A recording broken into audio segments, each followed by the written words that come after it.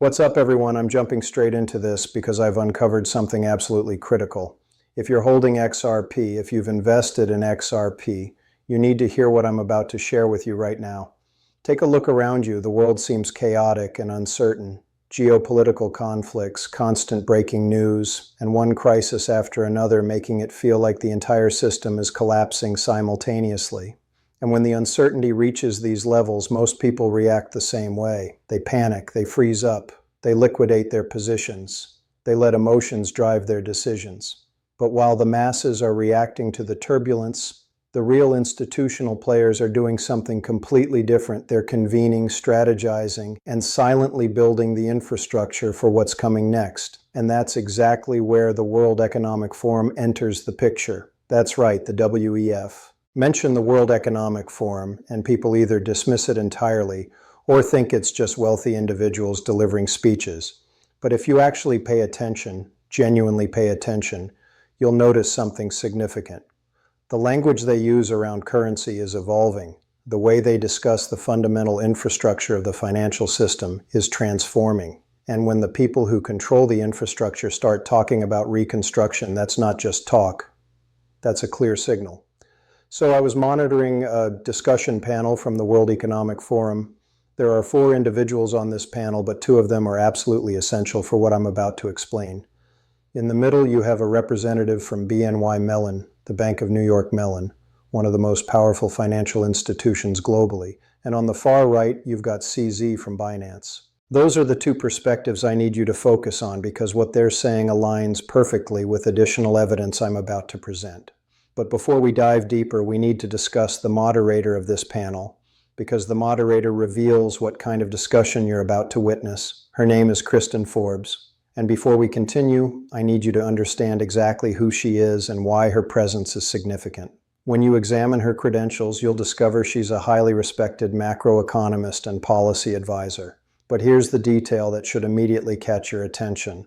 According to her professional biography, in addition to her academic positions, she serves on advisory councils connected to major power institutions like the Federal Reserve Bank of New York, the IMF, and the BIS, the Bank for International Settlements. Let that information register. Federal Reserve Bank of New York, IMF, BIS. That's not just any random moderator selection. That's someone who's present in the rooms where future policy is actually designed. So when she begins directing the conversation toward infrastructure, plumbing, settlement mechanisms, and interoperability, it's absolutely intentional. She's pulling on the thread that actually matters. Now here's where things get really fascinating. I'm going to direct you to a publicly available document from the IMF. Yes, the International Monetary Fund. This isn't speculation or conspiracy theory. It's publicly accessible. It's hosted on imf.org. The document was published in 2023, and it focuses on cross-border payment systems, how money moves between different countries. And if you've ever attempted to send money internationally, you already understand the frustration. It's prohibitively expensive, it's painfully slow, and it's unnecessarily complicated.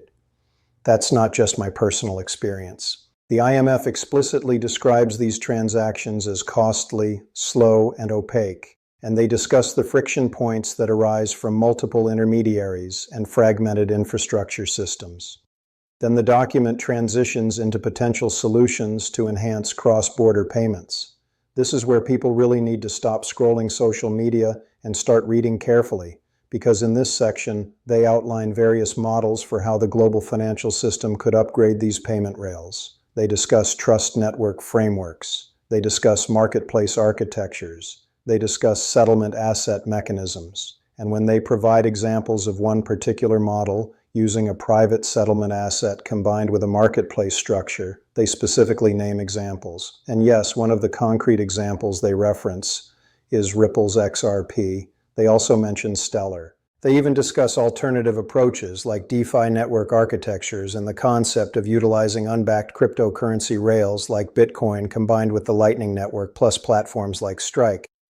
Let me emphasize this point because this represents the distinction between internet speculation and actual infrastructure planning. They're not declaring here's the single cryptocurrency that wins everything. They're mapping the entire landscape. They're examining the question, If we want cross-border payment systems that are less expensive, significantly faster, and more transparent, what structural frameworks might actually function when you scale them globally across banking institutions, across regulatory jurisdictions, across real-world operational requirements?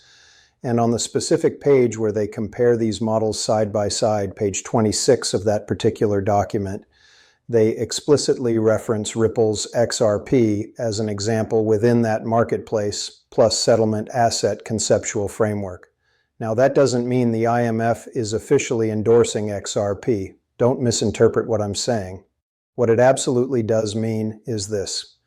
XRP is appearing on the strategic planning documents in serious institutional settings when they're mapping potential future systems. Visibility represents step 1. Consideration represents step 2. Pilot testing represents step 3. Full integration represents step 4. That's the process through which infrastructure becomes operational reality. Now, here's the aspect that should really make you think critically. On the actual panel discussion itself, they don't stand up and explicitly promote Ripple or XRP. They don't do that. And frankly, I'm not surprised whatsoever. These are institutional level conversations happening in public forum settings. They're not going to sit there and promote a specific ticker symbol. They're going to communicate in conceptual categories: interoperability, settlement mechanisms, on-chain, off-chain, collateral management, infrastructure pipes, financial plumbing. But if you understand the category framework, you understand what solutions fit within it. So now we return to the panel discussion, and Kristen Forbes establishes the framework right from the beginning. She states there's significant activity happening in payments and currency systems, but there's also tremendous activity happening in the plumbing, the fundamental pipes of how financial transactions actually occur. She repeatedly uses those specific terms: plumbing, pipes, how the infrastructure pipes function. That's the language of fundamental infrastructure. That's the language of the component you don't see but absolutely cannot function without. Then she poses the question that opens up the entire conversation. She goes down the panel line and asks each participant, what development are you most excited about right now? What rewiring of the system is the most consequential? And she lists numerous categories: private credit markets, investment frameworks, Bitcoin, stablecoins, central bank digital currencies, distributed ledger technology, and yes, additional plumbing-related infrastructure issues. The first panelist responds, interesting, not our primary focus here. But then we reach the BNY Mellon representative and listen carefully to what she specifically chooses to highlight. Out of everything currently happening in global finance, out of all the emerging hype cycles, out of all the trending buzzwords, her answer is interoperability. Interoperability between public and private market infrastructure, interoperability across on-chain and off-chain systems. So when you hear a top-tier financial institution like BNY Mellon explicitly state interoperability is the critical factor, and you observe the IMF publishing discussions about payment transformation models that specifically reference XRP as an example of a settlement asset approach, and you hear the consistent language about infrastructure pipes and financial plumbing being fundamentally rewired. You're not being irrational for connecting these data points. You're not overreaching for recognizing emerging patterns. You're doing exactly what intelligent investors do, observing what institutional players communicate when they believe they're speaking primarily to other institutional participants. Now, Kristen doesn't stop the conversation there. She brings up El Salvador and their Bitcoin experiment, and she makes an observation that many people completely overlook. If financial markets are moving at machine computational speed while settlement infrastructure is still stuck in slower legacy systems, you create a fundamental mismatch. That mismatch is exactly what breaks entire systems during crisis moments. So when she discusses reducing settlement times and improving collateral mobility infrastructure, that's not a casual throwaway comment. That's the actual blueprint for why major financial institutions are absolutely obsessed with upgrading payment rails. If settlement duration shrinks from multiple days to near real-time execution, liquidity management fundamentally changes, counterparty risk profiles change, capital efficiency metrics change. The entire strategic chessboard changes. And once again, the phrase that keeps resurfacing repeatedly throughout this discussion is interoperability. Value networks functioning as interoperable as data networks currently are. That is literally and precisely the vision Brad Garlinghouse has been describing publicly. Value interoperability as the next revolution. And it's literally the exact category the IMF document is actively exploring. Trust bridge mechanisms, cross-border money flows, marketplace frameworks, and settlement assets that systematically reduce friction. Now here's the critical question you're probably asking me. Am I stretching these connections? Am I reaching too far? Am I going completely crazy with pattern recognition? No, I'm not. But you absolutely do need to remain precise and balanced. Here's the balanced, rational take. Yes, these are legitimate, real institutions discussing genuine, real infrastructure problems, cross-border payment system inefficiency, settlement friction points, collateral complexity, on-chain and off-chain integration challenges. That aspect is completely undeniable and documented. Yes, interoperability is a serious, repeatedly emphasized theme at the institutional discussion level, and that fundamentally aligns with what Ripple has been systematically building toward for multiple years. Yes, XRP appears in serious institutional discussions and research documentation as a specific example within a broader category of potential solutions that absolutely matters because visibility and active consideration are absolute prerequisites for eventual adoption. But no, a single panel discussion or a single document is absolutely not a promise or guarantee that XRP wins automatically by default. The future financial infrastructure can absolutely include multiple competing networks, multiple payment rails, multiple settlement asset options, and a complex mix of public and private integrated systems.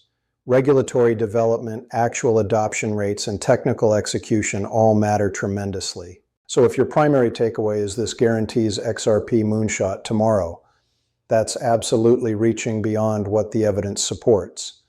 But if your primary takeaway is the institutional players who actually control the infrastructure pipes are openly and publicly talking about fundamental rewiring and interoperability, and that's the exact operational lane XRP was specifically designed for, then you're seeing the situation clearly and accurately. And that's precisely why I'm telling the entire XRP community, don't get shaken out of your positions by every sensational headline. Don't let short-term price action volatility in a noisy, chaotic market convince you that the long-term fundamental narrative has disappeared. If anything, what I'm consistently hearing is that the institutional conversation is genuinely maturing. It's systematically moving away from speculative memes and toward actual infrastructure development. And when fundamental infrastructure gets built, it absolutely doesn't happen on your personal timeline or preferences. It happens on institutional implementation timelines. Slow, methodical, careful, compliant, regulatory approved, but absolutely massive in scale once it locks in and becomes operational. The institutions don't move fast, but when they move billions and trillions, not millions. And here's something else worth considering that's happened recently. We're seeing increased regulatory clarity around digital assets in multiple major jurisdictions. The SEC has been evolving its approach. We've seen more clear frameworks emerging in the EU with MiCA regulations, and Asia continues to develop comprehensive digital asset frameworks. This regulatory maturation is exactly what institutional players have been waiting for. They can't deploy infrastructure at scale without regulatory certainty. Now we're starting to see that certainty emerge. Additionally, if you look at recent developments, major financial institutions beyond just BNY Mellon are actively exploring and implementing blockchain-based settlement systems. JP Morgan has its JPM coin for institutional payments. Goldman Sachs has been building digital asset infrastructure. Traditional finance isn't sleeping on this. They're building, testing, and preparing. But here's what's critical to understand. Most of these institutions are building private permission systems initially. That's their comfort zone. That's what compliance departments approve. But the interoperability problem I mentioned earlier, that's where things get interesting. Because if every major bank builds its own private settlement system, you end up with the exact same fragmentation problem we have now, just with newer technology. That's why the conversation keeps returning to interoperability standards, bridge mechanisms, and neutral settlement assets that can connect these fragmented systems. Another recent development worth noting is the increasing focus on tokenization of real-world assets. We're seeing everything from treasury bills to real estate being explored for tokenization. BlackRock, the world's largest asset manager, has been publicly discussing tokenization as the next evolution of financial markets. When you tokenize assets, you need efficient settlement rails. You need interoperability between traditional finance and blockchain systems. You need exactly what these panel discussions are describing. And if you're paying attention to central bank digital currency development, which is happening in countries around the world right now, you'll notice they're all wrestling with the same fundamental questions. How do we make these systems interoperable? How do we connect domestic CBDC systems with international payment flows? How do we bridge public and private digital currency systems? These aren't theoretical discussions anymore. These are active development projects with real budgets and real timelines. Now, I want to be absolutely clear about something because I know how these conversations can get twisted. I'm not sitting here telling you that XRP is the only solution. I'm not telling you it's guaranteed to succeed. I'm not telling you to bet your entire life savings on it.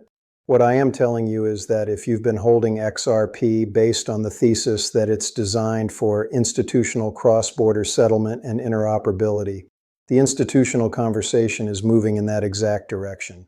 The problems XRP was designed to solve are the exact problems the IMF, major banks, and financial institutions are actively trying to solve right now.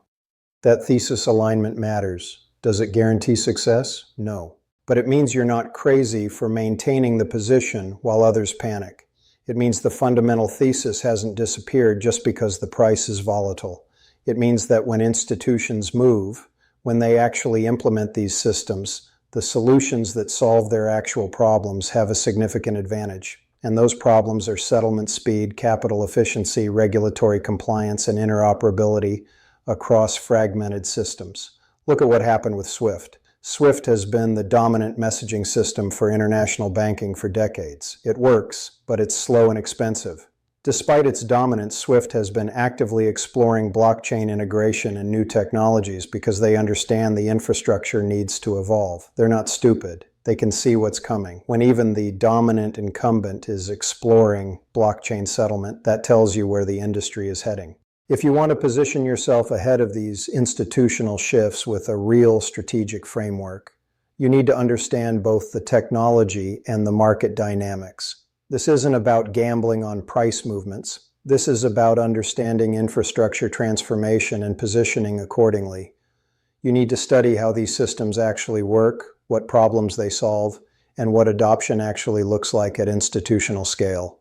And here's what institutional adoption actually looks like. It's not a sudden announcement that everything switches overnight. It's pilot programs, it's proof of concepts, it's gradual integration, it's compliance approvals, it's infrastructure testing, it's partnerships being announced quietly, it's custody arrangements being established, it's regulatory frameworks being refined. It's exactly what we're seeing happen right now across the industry. The institutions that succeed in the next decade won't be the ones that ignore digital assets and blockchain technology. They'll be the ones that figured out how to integrate these technologies into their existing operations while maintaining compliance and managing risk. That's the game. That's what these panel discussions are actually about. They're not about which cryptocurrency pumps. They're about how do we upgrade global financial infrastructure without breaking everything in the process. So when you hear people dismiss XRP or cryptocurrency in general as just speculation with no real use case, you can point to these exact institutional conversations. You can point to the IMF documents. You can point to major banks actively building and testing these systems. The use cases are real. The problems are real. The institutional interest is real. What's not guaranteed is which specific solutions win, what the timeline looks like, or how the market prices these developments in the short term. But the direction is becoming increasingly clear. And one more thing that's worth understanding about institutional timelines. When a major bank or financial institution decides to implement new infrastructure, we're talking about multi-year projects. We're talking about extensive testing periods. We're talking about regulatory approval processes. We're talking about integration with existing systems. We're talking about staff training. We're talking about risk management frameworks. These things don't happen in weeks or months. They happen in years. So if you're expecting immediate results, you're going to be disappointed. But if you understand that infrastructure transformation happens slowly and then all at once, you'll have the right perspective. There's typically a long period where it looks like nothing is happening. Institutions are testing, building, getting approvals, establishing partnerships. Then suddenly it seems like everything happens at once because multiple institutions launch around the same time once the infrastructure and regulatory framework is ready. We might be in that testing and building phase right now. The conversations are happening. The documents are being published, the partnerships are being formed, the custody arrangements are being established, the regulatory frameworks are being refined. All of that happens before the public launch phase. And here's what separates successful long-term investors from people who get shaken out. Successful investors understand that the period between "this makes sense" and "this is happening" can be years long. They understand that volatility during the building phase is normal.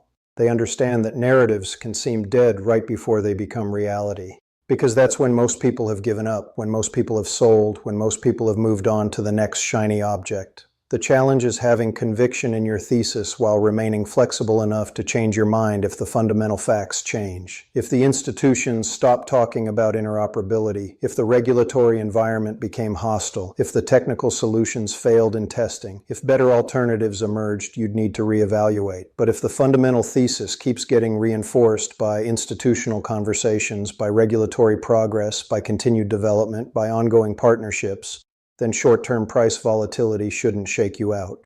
So here's my challenge to you. Don't just take my word for any of this. Go read the IMF document yourself. It's publicly available. Go watch the full World Economic Forum panel. Go research the BNY Mellon and Ripple custody announcement. Go look at the regulatory developments happening globally. Go study how institutional adoption actually happens in financial markets. Do your own research. Form your own conclusions. Because ultimately, your investment decisions are your responsibility, not mine, not anyone else's. I'm showing you the data points. I'm connecting the patterns. I'm explaining why these institutional conversations matter. But you need to do the work to understand it yourself.